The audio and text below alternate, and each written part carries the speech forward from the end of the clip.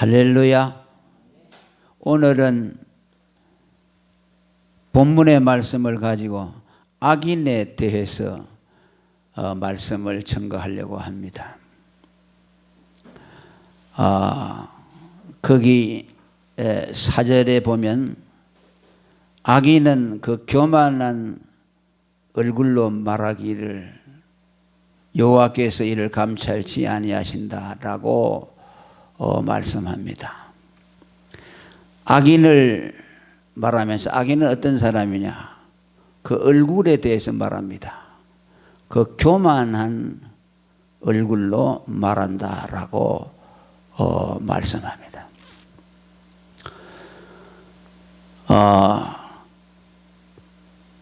우리의 얼굴은 우리 마음에 있는 것들이 나타나는 거울과 같다고 그렇게 볼 수 있어요. 한의사들이 환자들을 진단할 때 4가지로 한다고 합니다. 그 첫째가 망진이라고 해서 환자들의 얼굴을 보기만 해도 그 사람이 어디가 아픈지 안다고 합니다. 그 다음에 문진이라고 있죠. 그 환자의 아픈 그 사정을 환자의 입을 통해서 듣는 것을 통해서 환자들을 진단합니다. 얼굴에 사람의 건강이 다 나타나 있다고 그래요.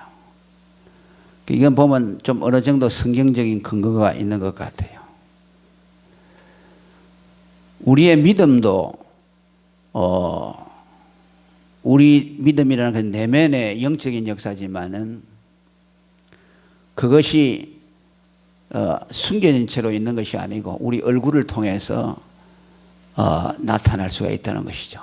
교만한 사람은 교만한 얼굴을 가지고 있고 겸손한 사람은 겸손한 얼굴을 가지고 있고 그 자기의 마음의 상태가 얼굴을 통해서 나타난다는 뜻입니다. 가인이 하나님 앞에 제사를 드리고 동생의 예물은 하나님이 받으시고 자기의 예물을 받지 아니하니까 그 마음에 시기심이 발동해서 얼굴에 안색이 변했다고 말합니다. 그것을 하나님이 보셨어요. 가인이 심히 분하여 안색이 변하니 여호와께서 가인에게 이르시되 네가 분하여 하면 어찌미며 안색이 변하면 어찌미뇨. 그러죠. 얼굴색이 변했다는 거죠. 그 마음의 시기심이 얼굴을 통해서 나타난다는 것입니다. 그래서 요즘에는 뭐 포커페이스라고 해서 우리가 사회생활을 하다 보면 자기의 감정을 잘 표현하지 않는 것이 어떻게 보면 미덕이라고 할 수 있어요. 또 그것이 지혜이고 또 사회생활을 하는 하나의 요령이라고 말할 수 있어요. 그러나 그렇게 한다고 해서 그것이 감춰지진 않아요. 그 속에 있는 그 사람의 신앙과 마음의 상태라는 것은 반드시 드러나게 되어 있어요. 그러니까 우리가 우리 예수를 잘 믿는 사람은 우리 얼굴에 그것이 나타나는 것이죠. 저는 뭐 어떻게 나타날지 모르겠습니다만은 우리 마음에 평안이 있고 정말 믿음이 있는 사람 같으면 그 얼굴에 그것이 나타나겠죠. 그럼 마음에 의심이 있고 불안한 사람은 그 얼굴이 언제나 긴장되어 있고 얼굴에 평안이 없겠죠. 율법주의적인 신앙인들을 보면 자기 힘으로 신앙생활을 하려고 하는 사람은 언제나 얼굴이 긴장이 되어 있어요. 그게 보면 나타나죠. 저 사람은 왜 예수 믿는 사람인데 저기 얼굴에 늘 긴장되어 있을까? 그게 뭔가 그 마음속에 불안한 요소가 있다는 거죠. 우리가 예수 그리스도를 믿고 죄사함을 받아서 또 우리가 우리의 삶을 하나님께 다 맡긴 사람은 평안하지요. 평안하고 그 평안한 것이 우리 얼굴을 통해서 다른 사람들에게 전달이 되어지고 그 얼굴을 보는 사람들은 그 사람의 얼굴을 통해서도 은혜를 받는 겁니다. 그래서 모세가 40일을 2번씩 시내산에서 금식 기도하고 왔을 때 하나님을 오랫동안 대면했기 때문에 그 결과로 얼굴에서 광채가 났다 그랬어요.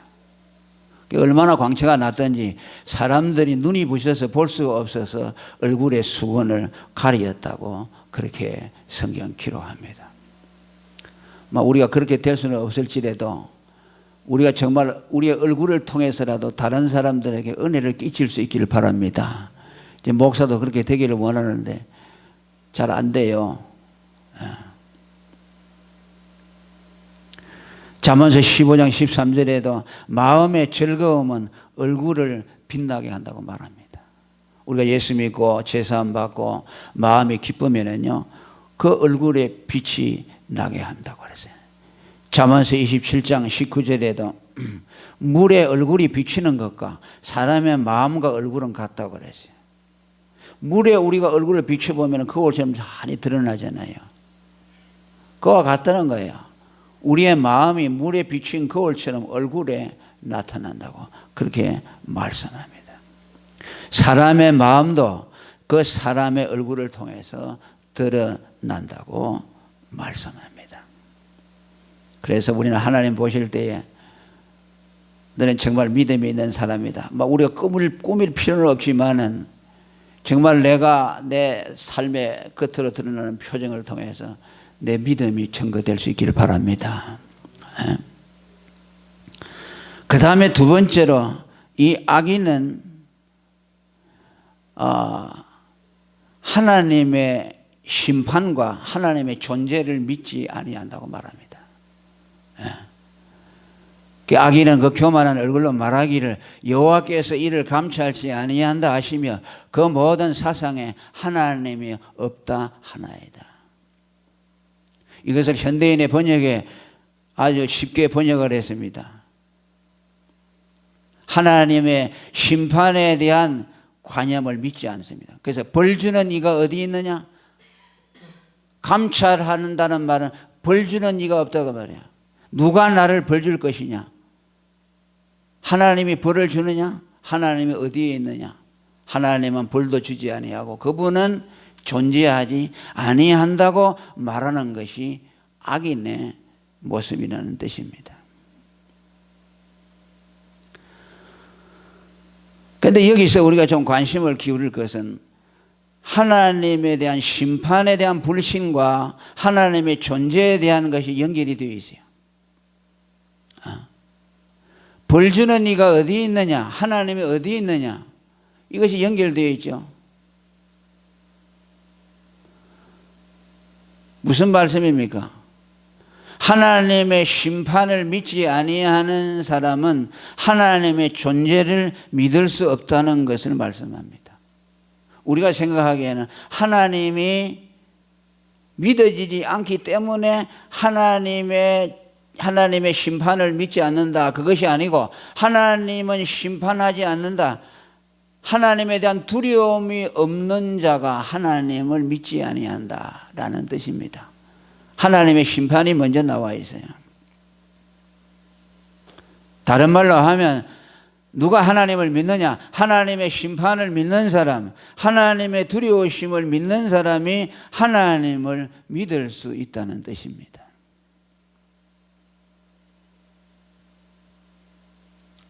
우리가 하나님을 믿게 되는 동기가 어디냐? 저는 죽음에 대한 공포심이 하나님에 대해서 찾는 계기가 됐습니다. 어렸을 때 중학생 될 때는 그때부터 죽음에 대한 공포심이 왔어요. 뭔지 모르지만 두려움이 나를 아주 사로잡았습니다. 그래서 방문을 언제나 꼭 이렇게 잠그고 있고 바깥에 대문에 누가 와 있는가 이렇게 살펴보고 죽으면 어떻게 될까? 그래서 막연하게 종교를 찾게 됐어요.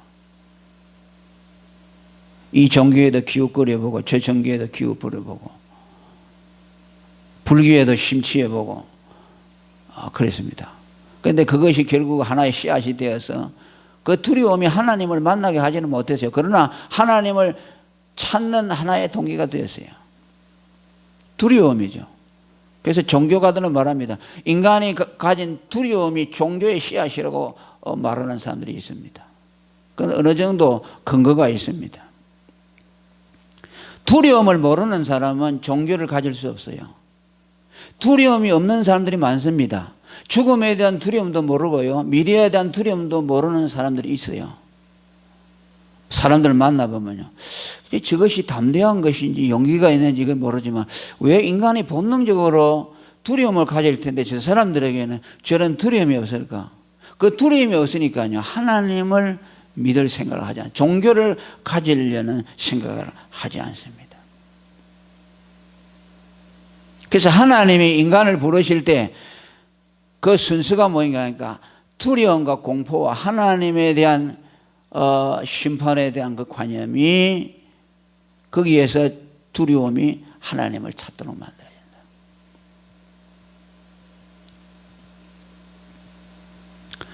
아담이 범죄하고 난 이후에 그가 자기의 벗었음을 부끄러워하고 하나님이 두려워서 그 무화과 잎을 가지고 와서 자기의 수치를 가렸죠. 그 수치를 가리고 또 하나님을 피해서 나무 뒤에 숨었다고 말했습니다. 그 수치를 가렸다는 것은 죄의식이죠. 자기 죄에 대한 수치와 그 다음에 두려워했다는 것은 그 죄로 인해서 하나님에 대한 공포심이 그로 하여금 하나님을 피하도록 그렇게 했습니다. 그리고 자기 나름대로 무화과 잎을 가지고 와서 자기 수치, 말하자면 죄의식을, 죄를 가려보려고 했습니다. 그게 종교심이죠. 그러니까 하나님이 그걸 보시고 아담과 하와를 불쌍히 여기시고 양을 잡아서 양의 가죽으로서 옷을 입혀주었습니다. 그러니까 그 두려움에서 하나님의 긍휼을 잊게 되었고 하나님이 그를 위해서 가지고 예수 그리스도의 구속을 입혀주시다는 것이죠. 그게 두려움이죠. 두려움이 하나님을 믿게 하는 겁니다. 그러니까 여기 보니까 악인은 뭐야? 벌 주는 이가 어디냐? 누가 심판하느냐? 하나님에 대한 두려움이 없어요. 그러니 하나님에 대해서 믿고자 하는 마음도 없다. 하나님의 존재에 대해서 부인하는 거죠. 무신론자들, 불신자들.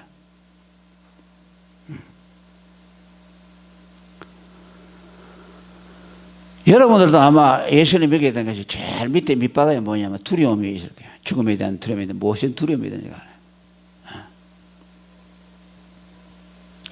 그래서 제가 늘 말합니다만 몽학 선생이라는 거 있잖아요. 그 율법이죠. 몽학 선생은 갈라디아 3장 24절에 율법이 우리를 그리스도께로 인도하는 몽학 선생이다. 그 율법이라는 것이 뭐냐? 율법 우리에게 두려움을 갖다 줘요. 율법을 통해서 우리가 죄인이라는 걸 알게 하시고 거기에서 하나님의 심판을 느끼도록 만든다. 죄의 싹선의 사망이라는 하나님의 선언을 듣게 하시고 이것을 행하면 살리라, 행하지 아니하면 죽으리라 하는 하나님의 율법 앞에서 자기의 죄가 드러나면서 하나님에 대한 두려움이 생기는 겁니다. 그 두려움에서 자기가 절망하게 되는 거죠. 한동안은 자기 그 죄를 자기가 해결해 보려고 노력을 하다가 도무지 안 된다는 것을 발견하고 절망한 이후에 어떻게 내가 구원을 받을 것인가 라고 절망하면서 예수님의 십자가를 발견하게 되고 그 주님에게로 가게 되는 겁니다. 그래서 믿음으로 어렵다함을 받는다. 그 율법은 뭐냐? 두려움을 주는 거죠. 할렐루야. 두려움을 주는 거야. 두려움에서 그리스도에게로 피난하는 것이요. 그러니까 두려움이 없이 하나님을 만나는 법은 없어요. 다른 말로 하면 율법을 직면하지 않고 하나님을 만나는 법이 없어요. 그런데 많은 사람들이 율법을 통하지 않고 하나님의 심판의 두려움을 느껴보지 아니하고 하나님을 믿으려고 합니다. 이것은 하나님이 아니에요.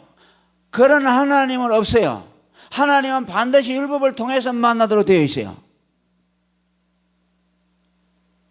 그 종교다원주의적인 믿음이 뭐냐? 율법을 만나지 않고 그냥 하나님을 믿어보려고 하는 거죠. 문화적으로 믿어보는 것이요. 두려움이라는 거 몰라요. 그냥 내가 있는 것에 좀 더 내 삶이 좀 나아져야 되겠다. 그래서 좀 더 내가 지금보다 풍요로운 삶을 살아야 되겠다라는 필요에서 하나님을 만난 거죠. 그 사람들은 두려움을 통과하지 않았죠. 그들은 율법이 없어요.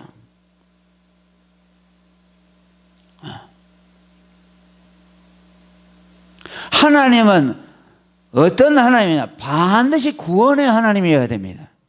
구원하시는 하나님이라야 참 하나님입니다. 율법에서 절망하고 정죄받아가지고 큰일 났다, 내가 지옥 가게 됐다, 어떻게 하면 내가 지옥에서 큰일을 받을까? 라고 하다가 나를 구원하시는 예수님을 발견하는 거예요.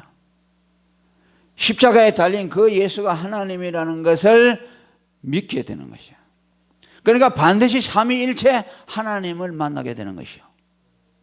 종교다원주의자들은 뭐예요? 예수가 없어요. 구원자가 없어요. 그냥 내 삶에 좀 풍요로움을 얻기 위해서 하나님을 믿으니까 그 하나님은 구원의 하나님이 아니에요. 죄를 해결해 주는 하나님이 아니에요. 그런 하나님이 많아요. 그런 하나님을 믿는 현대인들이 많아요. 20세기에 종교인들이, 기독교인들이 그런 하나님이 많아요. 율법을 직면하지 않았어요. 그러니까 지옥의 두려움을 몰라요. 지옥에서 건지시는 하나님에 대해서 관심이 없어요. 그러니까 그 하나님은 뭐예요? 구원하시는 하나님이 아니에요.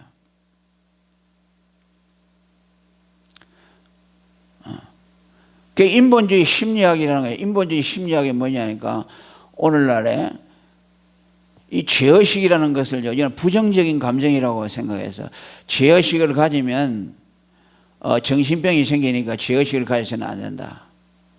그래서 죄의식을 사람의 의식에서 빼내야 된다. 그렇게 가르쳐요.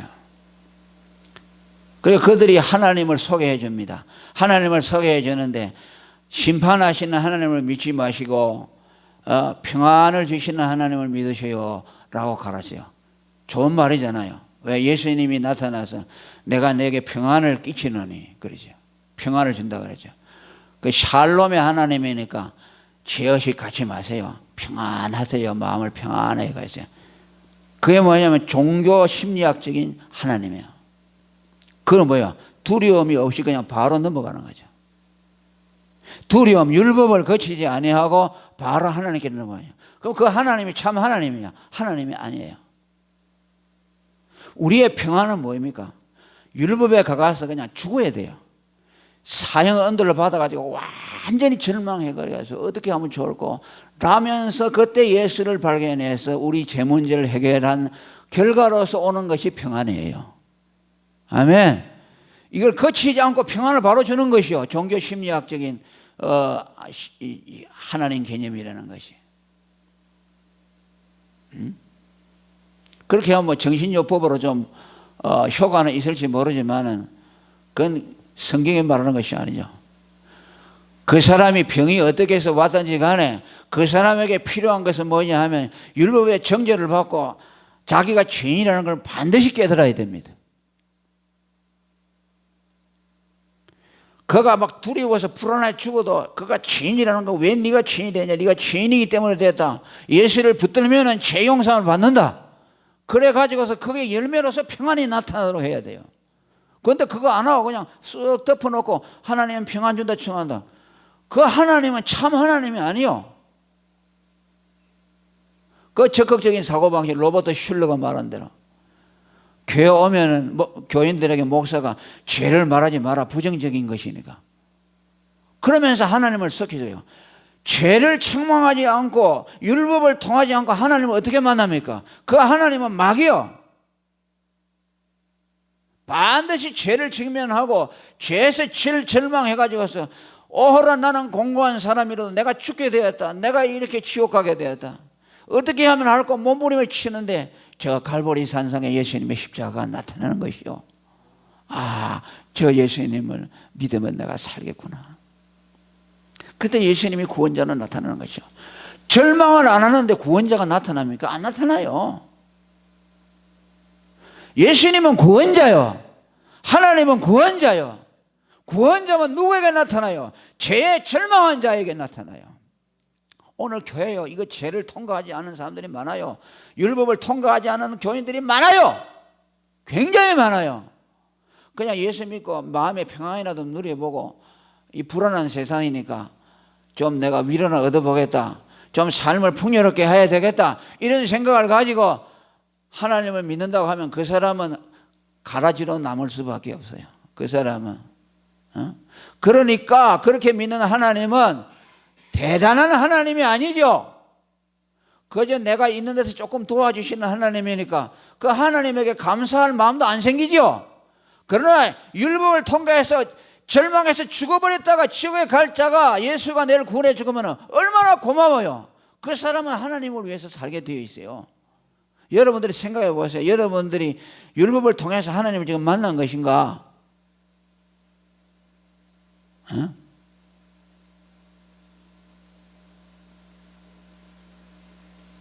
그러니까 여기 뭐야? 누가 심판하랴? 두려움이 없는 것이죠. 두려움이 있어야 하나님의 존재를 만나야 된다. 우리가 생각하는 것과는 전혀 다른 논리로서 성경에 말씀하고 있어요.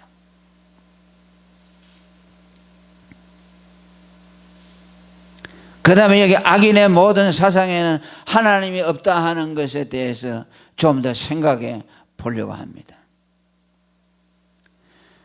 모든 세상에 하나님이 없다 한다는 말은 오늘로 말하면 무신론자들이죠. 불신자들을 말합니다. 불신자, 무신론자, 모든 세상에 하나님이 없는 자들, 그 자들을 뭐라 그랬어요? 악인이라고 말합니다. 악인이 어떤 사람이냐? 하나님을 마음에 두지 않는 사람, 불신자들, 무신론자들이 악인이요. 오늘 일반인들이 가지고 있는 악의 개념과 전혀 다르죠. 모든 사람들이 생각하는 악인이라는 건 뭡니까? 도덕적으로 부패한 자들, 도둑놈들, 강도, 살인자들을 악인이라고 하지만은 오늘 성경은 그 사상에 하나님이 없는 자들, 무신론자들, 불신자들을 악인이라고 하는 겁니다. 그래서 여러분, 악인과 의인을 우리는 예수 믿는 사람은 분명한 개념을 가져야 됩니다. 내가 착한 일을 해서 의인이 되는 것이 아니고 내가 나쁜 짓을 해서 악인이 되는 것이 아니라 하나님을 믿는 사람이냐 아니냐, 거기에 따라서 악인과 의인들이 되는 것이요. 지옥에 누가 가느냐? 착한 사람이 가는 것이 아니라 불신자들이 가는 것이요. 하나님이 보실 때는 누가 가장 악하느냐? 불신자가 악합니다. 히브리서 3장 12절에 악심이라는 말을 나옵니다. 그 악심을 뭐라고 하냐? 믿지 아니하는 마음을 악한 마음이라고 말해요. 이 세상에서 제일 악한 마음이 뭐냐? 예수를 안 믿는 마음이요. 그가 아무리 도덕적으로 착하고 선량하다고 하더라도 예수를 믿지 않는, 왜? 하나님이 인간을 구원하기 위해서 아들을 십자가에 달아 죽였는데 그 아들의 피를 받아들이지 않으니까 그보다 악한 일이 어디 있어? 하나님의 아들을 죄인의 죽음으로 만들어버리잖아요. 그 피를 욕되게 만드는 것이고 성령을 모독하는 것이기 때문에 불신자보다 악한 죄가 없습니다. 그리고 이 불신의 악이라는 것은 그저 자기 마음속에서 어떻게 자연스러워 넣는 것이라 아주 의도적인 악이라고 성경이 말해요. 성경은 우리가 믿음을 하나님이 주시는 선물이라고 하죠. 그 어떤 사람은 믿음은 하나님이 주시는 선물인데 안 믿으면 뭐 하나님이 선물을, 믿음을 안 줘서 안 믿는데 그 악인 그걸 갖다 뭐 악하다고 생각하느냐? 그래요. 일리가 있는 것 같죠. 그러나 믿음은 하나님의 선물로 오는 것은 분명하지만 그럼 안 믿는 것은 뭐냐? 안 믿는 것은 하나님이 믿음을 주지 않는 것이기도 하지만 그렇게 핑계할 수 없는 것이 뭐냐면 그 사람 속에 의도적인 악이 도발되어서 안 믿는 것이요. 그 원리적으로 보면 하나님이 택한 백성이 아니기 때문에 믿음을 선물로 안 줬기 때문에 믿지만 현재적으로는 그 속에 하나님을 대적하는 것이 있어요. 예수 그리스도의 십자가의 피를 모독하는 의지적인 악이 지금 그 안에서 발동해서 믿지 않는 것이요. 그러니까 불신자들에 대해서 동정하면 안 돼요. 우리는 그러죠. 아이고 저 사람 참 착한데 믿음만 있으면 좋겠는데 그러죠. 그건 잘못된. 그러니까 우리가 저도 그런 소리를 해요. 그 사람에게 좀 듣기 좋으라고 하지만은요, 사실은 가장 악한 사람이요. 그 사람이 도덕적으로 얼마나 선량하고 이 나라를 위해서 봉사하고 또 국법을 잘 지킨다고 해서 그게 아니라 정말 악한 사람이야. 왜냐, 로마서 1장 28절에 보니까 불신자들 어떤 사람이냐, 마음에 하나님 두기를 싫어하는 사람이에요. 하나님의 믿음을 주면은 그걸 성령의 역사로 받아들이는 것이 순리인데 그걸 갖다가 밀어내는 것이요. 불신이라는 것은 그렇게 악하다는 거죠. 제가 한번 예를 들어가지고 칼럼에도 그걸 썼는데요. 여러분 지하실 같은 데 물이 들어오잖아요.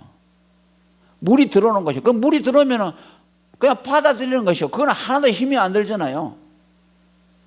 여러분 밀물이 싹 들어오면은 그걸 받아들이잖아요. 그럼 가만히 있으면 들어오는 거예요. 믿음은 그와 같아요. 하나님이 우리에게 믿음을 선물로 주잖아요. 그럼 그걸 받아들이는 것이죠. 우리 노력이 하나도 안 들어오죠. 밀물 들어오는 거. 그런데 여러분 지하실 같은 데 계단을 통해서 물이 팍 내려온다 그 말이에요. 그런데 그것을 못 들어오도록 밀어낸다 그 말이에요. 그 얼마나 힘이 돼요. 그 문을 열어가지고 못 들어오도록 이렇게 막는다 그 말이에요.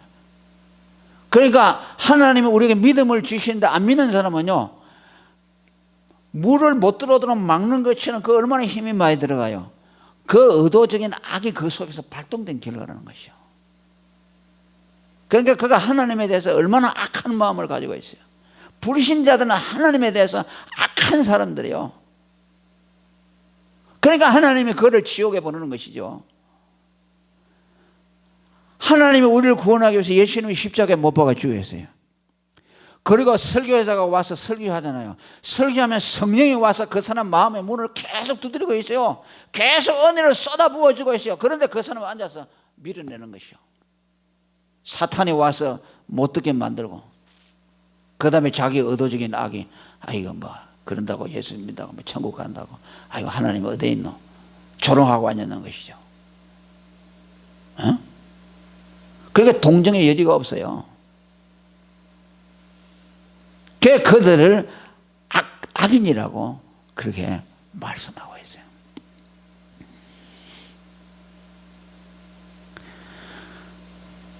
그래서 오늘 앞으로의 두 가지 더 남았는데 시간이 많이 가기 때문에 오늘 여기까지 말씀을 맺으려고 하는데, 오늘 저와 우리는 예수 믿는 의인들입니다. 아멘. 의인이요. 의인인데, 의인이라는 것은 여러분들이 이미 아는 대로 가장 겸손한 사람이에요. 악인은 뭐야? 교만한 자죠. 예수 믿는 사람은 교만할 수가 없어요. 왜? 하나님이 은혜로 구원받은 사람이요. 지옥의 구렁텅이에 있는 건드렸잖아요. 그 속에 교만이 있을 수가 없어요. 나 같은 주인을 살려줬는데, 나를 이렇게 살려줬다는 걸 생각하니, 전적인 하나님의 은혜로 되었다는 걸 생각하니 누구를 정죄할 수 있겠습니까? 누구 앞에서 내가 잘났다고 말할 수 없어요. 그래서 서거 어거틴 이런 말을 했어요. 제자가 와서, 선생님이요, 기독교의 첫째 되는 덕목이 뭡니까? 겸손이다. 둘째 되는 덕목이 뭡니까? 둘째도 겸손이다. 그럼 셋째 되는 겸손은 뭡니까? 셋째도 겸손이다. 왜 그렇습니까? 우리가 죄에서 구원받았기 때문이다. 자, 구렁텅이의 지옥에서 큰 짐을 받았는데 어찌 겸손 안 하겠느냐. 그래서 성경에서는 예수 믿는 사람의 가장 뚜렷한 표상은 뭐냐? 겸손이라고 말했어요. 누구든지 자기가 잘나가지고 예수 믿는 것처럼 생각하는 사람은, 이 사람은 구원을 모르는 사람이요. 악인이라는 것은 바로 하나님을 알지 못하는 자이기 때문에 그는 겸손할 수 있는 근거가 없어요. 악인은 겸손할 수 있는 근거가 없어요. 그러니까 그들은 자기가 하나님이 되어 있잖아요. 그러니까 교만할 수밖에 없어요.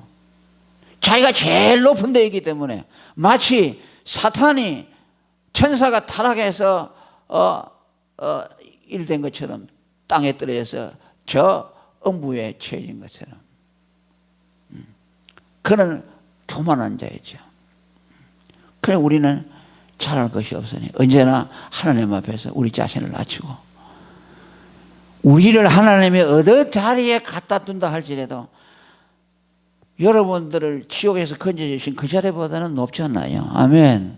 그러면 감사해야 돼요. 왜? 우리는 가장 낮은 데, 음부에 가장 낮은 데서 올라와잖아요. 그러니까 그거보다는 높잖아요. 그러니까 하나님에 감사해야 되고 하나님 앞에 겸손해야 되고 나 같은 죄인을 구원해 주신 것에 대해서 언제나 주님 앞에 엎드려졌어. 주님의 뜻대로 살겠습니다 라는 마음이 우리에게 있어야 된다. 이것이 오늘 악인과 의인의 근본적인 차이라고 말씀합니다. 오늘 또 우리는 하나님을 만났을 때 반드시 확인해야 됩니다. 네가 율법을 통해서 오늘 하나님을 만나느냐? 네가 율법 앞에서 정죄받아본 경험이 있느냐? 하나님의 심판을 두려워한 경험이 있느냐?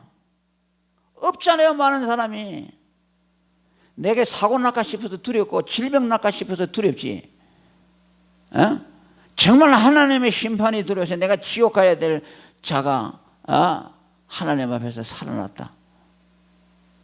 거기에서 그 과정을 반드시 통과해야만 하나님을 만나는 것이죠. 율법 없이는 하나님을 만날 수 없어요. 아멘. 율법이라야 우리를 그리스도에게로 인도해 주신다. 율법을 통하지 않고 정죄받지 않고서는 예수께로 갈 길이 없다고 갈라디아서 3장 24절에 말씀했습니다. 그래서 어떤 목사님, 예수님도 그랬죠. 네가 교회 들어올 때 하나님의 집에 들어올 때 담으로 넘어왔느냐 문으로 왔느냐. 문으로 왔다는 걸 뭘 말합니까? 율법의 정죄를 통해서 그리스도로 말미암아 교회로 들어왔느냐, 아니면은 그냥 율법 없이 예수 없이 그냥 아이고 교회 가보자 해서 담을 넘어가지고 왔느냐. 그건 뭐라 했어요? 도둑이요 강도라고 말했어요. 그건 하나님하고 상관없어요. 이런 교인들이요 전혀